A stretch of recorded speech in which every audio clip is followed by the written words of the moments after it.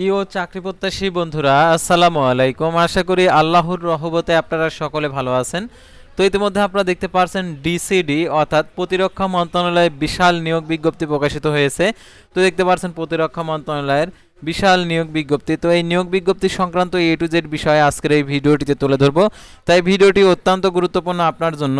অর্থাৎ প্রতিরক্ষা মন্ত্রণালয়ের যে নিয়োগ বিজ্ঞপ্তি প্রকাশ করছে, এই নিয়োগ বিজ্ঞপ্তির আবেদনের শুরুর তারিখ, শেষ তারিখ, আবেদন ফি কত টাকা, আবেদন কিভাবে করতে হবে এবং আবেদনের সংক্রান্ত এ টু জেড বিষয় আপনাদেরকে তুলে ধরবো আজকের এই ভিডিওটির মাধ্যমে। ভিডিওটি সম্পূর্ণ দেখলে আপনি নিজে আবেদন করতে পারবেন। আর আপনি যদি নিজে আবেদন করতে না পারেন তাহলে আমাদের স্ক্রিনে দেওয়া নাম্বারে যোগাযোগ করে আবেদন করিয়ে নিতে পারবেন। অর্থাৎ শুধুমাত্র আবেদন করার জন্যই আপনারা আমাদের স্ক্রিনে দেওয়া নাম্বারে যোগাযোগ করতে পারবেন। তো আর কথা না বাড়িয়ে চলে যাচ্ছি মূল বিষয়ে। তার আগে ছোট্ট একটি রিকোয়েস্ট, আপনি যদি অল জব নিউজ বাংলাদেশ এই চ্যানেলে প্রথমবার এই ভিডিওটি দেখে থাকেন তাহলে আমাদের এই চ্যানেলটিকে সাবস্ক্রাইব করে রাখবেন, notification bell button all press করে রাখবেন, ভিডিওটিতে লাইক করে দেবেন। আর যারা ফেসবুক পেজে ভিডিও দেখছেন ফেসবুক পেজটি ফলো দিয়ে রাখবেন। ডিসক্রিপশন বক্সে আমাদের ফেসবুক পেজের লিঙ্ক দেওয়া রয়েছে। যারা ইউটিউব চ্যানেলে ভিডিও দেখছেন আমাদের ফেসবুক পেজেও যুক্ত হতে পারেন। তো আমাদের ফেসবুক পেজ এবং ইউটিউব চ্যানেলে যে সকল আপডেটগুলো জানতে পারবেন, সরকারি, বেসরকারি, এনজিও, ডিফেন্স, শিক্ষক নিয়োগ, sales, marketing, railway job, NGO job, এক কথায় সকল ধরনের নিয়োগ বিজ্ঞপ্তির আপডেট জানতে পারবেন, পাশাপাশি নিয়োগ পরীক্ষার। তো আর কথা না বাড়িয়ে চলে যাচ্ছি মূল সার্কুলার পেজে। যেহেতু আপনারা প্রতিরক্ষা মন্ত্রণালয়ের নিয়োগ বিজ্ঞপ্তিতে আবেদন করতে চাচ্ছেন, সম্পূর্ণ ডিটেলস দেখিয়ে দিচ্ছি। আর সাধারণত সমাজসেবা অধিদপ্তরে যারা সমাজকর্মী এবং অফিসক পদে আবেদন করেছেন, সাজেশন লাগলে অবশ্যই আপনারা আমাদেরকে জানিয়ে দেবেন। তো দেখতে পাচ্ছেন এখানে প্রতিরক্ষা মন্ত্রণালয়, দেখতে পাচ্ছেন প্রশাসনিক কর্মকর্তার কার্যালয়। তো দেখতে পাচ্ছেন প্রধান প্রশাসনিক কর্মকর্তার কার্যালয় প্রশাসনিক আওতায় সশস্ত্র বাহিনী সদর দপ্তর এবং অন্তঃবাহিনী সংস্থাসমূহের সাংগঠনিক কাঠামো রাজস্ব খাতভুক্ত নিম্নে বর্ণিত বেসামরিক পদসমূহ অস্থায়ী ভিত্তিতে পূরণের জন্য বাংলাদেশি ভোক্তাদের নিকট থেকে অনলাইন দরখাস্ত আহ্বান করা যাচ্ছে। পদের নাম, বেতন গেজ, পদের সংখ্যা, শিক্ষাগত যোগ্যতা সহকারী অধ্যক্ষ, দেখতে পাচ্ছেন পদের সংখ্যা একটি। এখানে স্বীকৃত বিশ্ববিদ্যালয় থেকে স্নাতক সমান ডিগ্রি, মাইক্রোসফট অফিস ডাটাবেজের কম্পিউটার পরিচালনায় দক্ষতা থাকতে হবে। তারপর দেখতে পাচ্ছেন সার্টিফিকেট কাম কম্পিউটার অপারেটর 13তম গেট 11,000 টাকা থেকে 26,590 টাকা।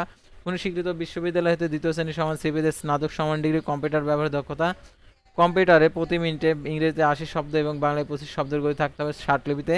আর কম্পিউটার মুদ্রাক্ষরিকে 30 শব্দ ইংরেজিতে, বাংলায় 25 শব্দ। Computer word processing, email, fax, message চালানোর দক্ষতা অভিজ্ঞতা থাকতে হবে।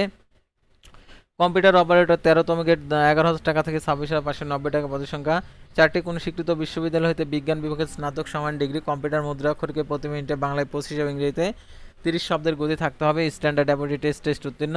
তারপর উচ্চমান সহকারী 14তম গেট 10,200 টাকা থেকে 24,680 টাকা। পদের সংখ্যা 12টি। কোনো স্বীকৃত বিশ্ববিদ্যালয় হতে দ্বিতীয় শ্রেণী সমান সিভিতে স্নাতক সমান ডিগ্রি, কম্পিউটার ব্যবহারের দক্ষতা, কম্পিউটার মুদ্রাক্ষরকে সর্বনিম্ন গতি প্রতি মিনিটে 30 শব্দ ইংরেজিতে এবং বাংলায় 25 শব্দ। Computer word processing, email, fax, message চালানোর দক্ষতা অভিজ্ঞতা থাকতে হবে। তার 60 লিপিকার কাম কম্পিউটার অপারেটর 14তম গেট, দেখতে পাচ্ছেন এখানে 10,200 টাকা থেকে 24,680 টাকা। তো দেখতে পাচ্ছেন এখানে আবেদনের ক্ষেত্রে দেখতে পাচ্ছেন এখানে যে আরও তথ্যবলী দেওয়া রয়েছে, সেগুলো অবশ্যই আপনাদেরকে অনুসরণ করতে হবে।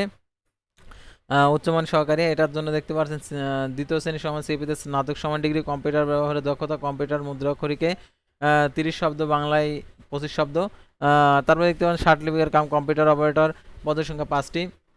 কোনো স্বীকৃত বিশ্ববিদ্যালয় হইতে দ্বিতীয় শ্রেণী সমান সিপিতে স্নাতক সমান ডিগ্রি, বাংলায় 45 শব্দ এবং ইংরেজিতে 70 শব্দের গতি থাকতে হবে। আর মুদ্রাক্ষরিকে 30 শব্দ, বাংলায় 25 শব্দের গতি থাকতে হবে। Word processing, email, fax, machine চালানোর দক্ষতা অভিজ্ঞতা থাকতে হবে। নকশাকার 10 গ্রেড হচ্ছে 3, পদের সংখ্যা 3টি। স্বীকৃত হইতে দ্বিতীয় বিভাগ সমান সিপিতে উচ্চ মাধ্যমিক সার্টিফিকেট অর্থাৎ এইচএসসি পাস। আর কম্পিউটার মুদ্রাক্ষরিকে অবশ্যই স্বীকৃত নিশ্চিত হইতে 2 বছর মেয়াদে ড্রাফটম্যানশিপ কোর্স উত্তীর্ণ হতে হবে।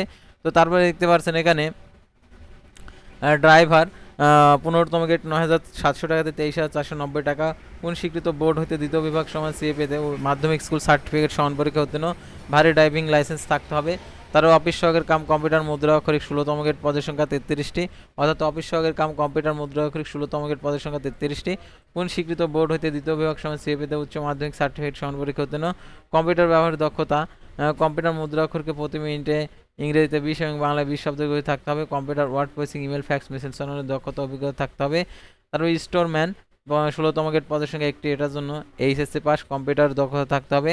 হার্ডওয়্যার টেকনিশিয়ান, এটার জন্য দেখতে পাচ্ছেন বিজ্ঞান বিভাগে এইচএসসি পাস, এটার জন্য অবশ্যই 6 মাসের ট্রেড কোর্স থাকতে হবে। তারপরে MC2 কম্পোজিটর 16তম গেট, পদের সংখ্যা 3টি। এটার জন্য এইচএসসি পাস 2 বছরের অভিজ্ঞতা। তারপরে MC2 রিডার, এটা হচ্ছে পদের সংখ্যা একটি, এটার জন্য দ্বিতীয় বিভাগ সমান সিপিতে এইচএসসি পাস 1 বছরের অভিজ্ঞতা। তারপরে কাউন্টার কার্ক, এটা পদের সংখ্যা একটি, এটার জন্য দ্বিতীয় বিভাগ সমান সিপিতে উচ্চ মাধ্যমিক সার্টিফিকেট সমান পরীক্ষা উত্তীর্ণ। তারপর টিএসআর 17তম গ্রেড, পদের সংখ্যা 2টি, দ্বিতীয় বিভাগ সমান সিপিতে উচ্চ মাধ্যমিক সার্টিফিকেট সমান পরীক্ষায় উত্তীর্ণ, ড্রাফটম্যানশিপ কোর্স উত্তীর্ণ। তারপর হচ্ছে বুক বাইন্ডার TM, পদের সংখ্যা 3টি, এটার জন্য এইচএসসি পাস 2 বছরের অভিজ্ঞতা। তারপর ডোজ পাস রাইডার, পদের সংখ্যা একটি, এটার জন্য দেখতে পাচ্ছেন এসএসসি পাস, এটার জন্য মোটরসাইকেল চালানোর লাইসেন্স থাকতে হবে। তারপর ফটোকপি অপারেটর, এটার জন্য উচ্চ মাধ্যমিক সার্টিফিকেট অর্থাৎ এইচএসসি পাস, ফটোকপি মেশিন চালানোর অভিজ্ঞতা, কম্পিউটার ব্যবহারের দক্ষতা। অফিস সহায়ক, পদের সংখ্যা 23টি, এটার জন্য এসএসসি পাস হলে আবেদন করতে পারবেন। বাবুর্চি, পদের সংখ্যা 2টি, কোনো স্বীকৃত বোর্ড হইতে জুনিয়র স্কুল সার্টিফিকেট অর্থাৎ 8ম শ্রেণী পাস। তারা সহকারী বাবুর্চি, পদের সংখ্যা 2টি, এটার জন্য 8ম শ্রেণী পাস।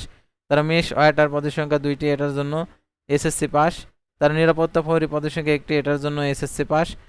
মালি গার্ডেনার, পদের সংখ্যা 2টি, এটার জন্য 8ম শ্রেণী পাস, সংশ্লিষ্ট কাজে অভিজ্ঞতা। পরিচ্ছন্নতা কর্মী, পদের সংখ্যা 4টি, এটার জন্য 8ম শ্রেণী পাস, সমমান পরীক্ষা উত্তীর্ণ। আর দেখতে পাচ্ছেন আবেদনকারী বয়স 15 জুলাই 2026 খ্রিস্টাব্দ তারিখে 18 থেকে 32 বছর মধ্যে হতে হবে। বিভাগীয় প্রার্থীদের ক্ষেত্রে বয়স সীমা আর কি যারা বিভাগীয় প্রার্থী অর্থ এই সকল কর্মচারী যারা একই লাইনে একই প্রতিষ্ঠানে চাকরির ন্যূনতম 2 বছর স্থায়ী অস্থায়ীভাবে নিয়োজিত রয়েছেন তাদেরকেই বলা হয় বিভাগীয় প্রার্থী। তো দেখতে পাচ্ছেন এখানে বিভাগীয় প্রার্থীর আর আবেদনপত্রের আর কি মৌখিক পরীক্ষার সময় যে সকল কাগজপত্র আপনাদেরকে জমা দিতে হবে, সকল শিক্ষাগত যোগ্যতার সনদের সত্যায়িত ফটোকপি, তারপর আপনার হচ্ছে NID কার্ড, ইউনিয়ন পরিষদ চেয়ারম্যান, পৌরসভা মেয়র কর্তৃক প্রদত্ত নাগরিকত্ব সনদপত্র, শারীরিক প্রতিবন্ধী হলে প্রতিবন্ধীর সনদপত্র, তারপর আপনার হচ্ছে চাকরিরত প্রার্থীদেরকে যথাযথ কর্তৃপক্ষের অনাপত্তিপত্র। তো তারপর হচ্ছে আরও যা কিছু লাগবে দেখতে পাচ্ছেন এখানে বৈধ জাতীয় পরিচয়পত্র এবং জন্ম নিবন্ধনের কপি। তারপরে এই নিয়োগের ক্ষেত্রে কোটা সংক্রান্ত সর্বশেষ জারিগত সরকারি বিধিবিধান যথাযথ অনুসরণ করা হবে। কর্তৃপক্ষ পদের সংখ্যা হ্রাস বৃদ্ধি এবং নিয়োগ বিজ্ঞপ্তি বাতিল করার অধিকার সংরক্ষণ করেন। আর এই নিয়োগের আবেদন শুরু হবে কবে থেকে? আগ্রহী প্রার্থীগণকে gcd.teltalk.com ভিডিও ওয়েবসাইটে গিয়ে নির্ধারিত সময়ের মধ্যে আবেদন করতে হবে। আর দেখতে পাচ্ছেন অনলাইন আবেদনপত্র পূর্ণ, পরীক্ষার ফি জমাদানের শুরুর তারিখ 21 জুন 2026 সকাল 10টা, অনলাইন আবেদনপত্র জমাদানের শেষ তারিখ 15 জুলাই 2026 বিকেল 5টা। উক্ত সীমার মধ্যে ইউজার আইডি প্রাপ্ত প্রার্থীগণ অনলাইন আবেদনপত্র সাবমিট করা হলে 72 ঘন্টার মধ্যে SMS এর মাধ্যমে পরীক্ষার ফি জমা দিতে পারবেন। আর অনলাইন আবেদনপত্রে 300x300 পিক্সেল ছবি এবং 300x80 পিক্সেল স্বাক্ষর আপলোড করতে হবে। ছবির সাইজ 100 KB, স্বাক্ষরের সাইজ 60 KB হতে হবে।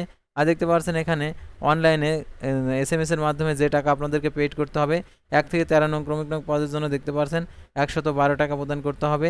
তারপর দেখতে পাচ্ছেন এখানে 14 থেকে 24 নং ক্রমিক নং পদের জন্য 56 টাকা প্রদান করতে হবে। আর এখানে অনগ্রসর ক্ষুদ্র নিগোষ্ঠী শারীরিক প্রতিবন্ধী প্রার্থীদের ক্ষেত্রে সকল পদের ক্ষেত্রে 56 টাকা প্রদান করতে হবে। আর আবেদনপত্র যদি আপনি 72 ঘন্টার মধ্যে টাকা প্রদান না করেন তাহলে আবেদনপত্রটি কোনো অবস্থাতে গৃহীত হবে না। সেহেতু 72 ঘন্টার মধ্যে SMS এর মাধ্যমে পরীক্ষার ফি প্রদান করবেন। আর অ্যাডমিট কার্ড পাওয়ার সংক্রান্ত আর কি আপনি আবেদনপত্রে যে মোবাইল নাম্বার উল্লেখ করবেন সেই মোবাইল নাম্বারে SMS এর মাধ্যমে পরীক্ষা সংক্রান্ত A to Z বিষয় আপনাদেরকে জানিয়ে দেবে। তো আজকের ভিডিওটি ছিল সাধারণত প্রতিরক্ষা মন্ত্রণালয়ের নিয়োগ বিজ্ঞপ্তি নিয়ে। পরবর্তী ভিডিওতে আবার কোনো নতুন জব সার্কুলার নিয়ে আপনাদের সামনে হাজির হব।